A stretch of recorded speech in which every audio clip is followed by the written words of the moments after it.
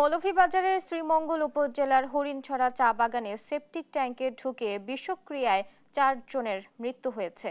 এ নিয়ে আরো জানাতে সেখান থেকে যুক্ত হচ্ছেন সহকর্মী সালে এলাহি কুটি। কুটি, কিভাবে এই ঘটনা ঘটলো, চিকিৎসকরা কি বলছেন আমাদের জানাবেন।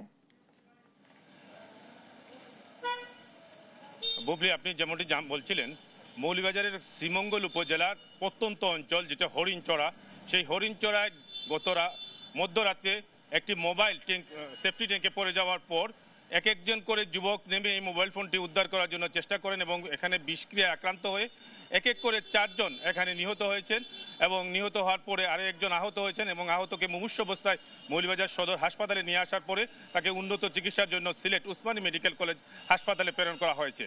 এখানে একটি বিষয় জানাতে চাই যে গভীর রাতে কী কারণে এই সেফটি ট্যাঙ্কে মোবাইল পড়লো সেটা নিয়ে এখন একটা রহস্যজনক ঘটনা ঘটেছে এবং এখানে এক করে 4 জন যুবক, এর মধ্যে 2 জন আপন ভাই রয়েছেন, তারা এই 4টি মোবাইল 4 জন যুবক মোবাইল উদ্ধারের জন্য যে নামার পরে এখানে যে অবস্থার সৃষ্টি হয় এবং তারা অনেকেই মুমূর্ষু অবস্থায় তাদেরকে মৌলভীবাজার সদর হাসপাতালে নিয়ে আসার পরে তাদেরকে কর্তব্যরত চিকিৎসক মৃত ঘোষণা করে।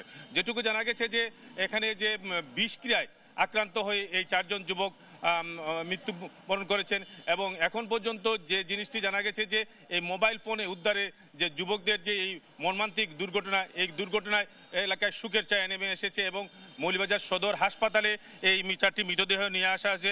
আমরা কথা বলেছিলাম মৌলভীবাজার 250 শয্যা হাসপাতালের তত্ত্বাবধায়কের সাথে, তিনি বলেছেন যে তারা গভীর রাত্রে এই 4 জন যুবককে নিয়ে আসার পরে তারা তাদেরকে মৃত ঘোষণা করেন এবং তাদের ময়না তদন্তের জন্য লাশটি হিমাগারে রাখা হয়েছে এবং প্রাথমিক কাজ শেষ করার পরে এই ময়নাতদন্ত শুরু হয়।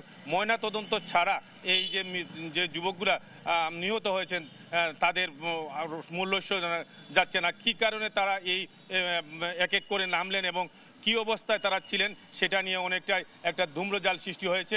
অর্থাৎ বিষক্রিয়ায় আক্রান্ত হয়ে সেফটি ট্যাঙ্কে পড়ে যেটুকু জানা গেছে তাদের এই মৃত্যু হয়েছে।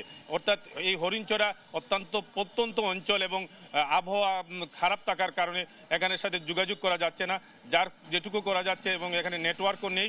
অর্থাৎ হরিণছড়ায় যে অবস্থার সৃষ্টি হয়েছে সেটুকু শ্রীমঙ্গল থানার ভারপ্রাপ্ত কর্মকর্তার মধ্যে জানা গেছে যে এখানে শোকের ছায়া নেমে আসে।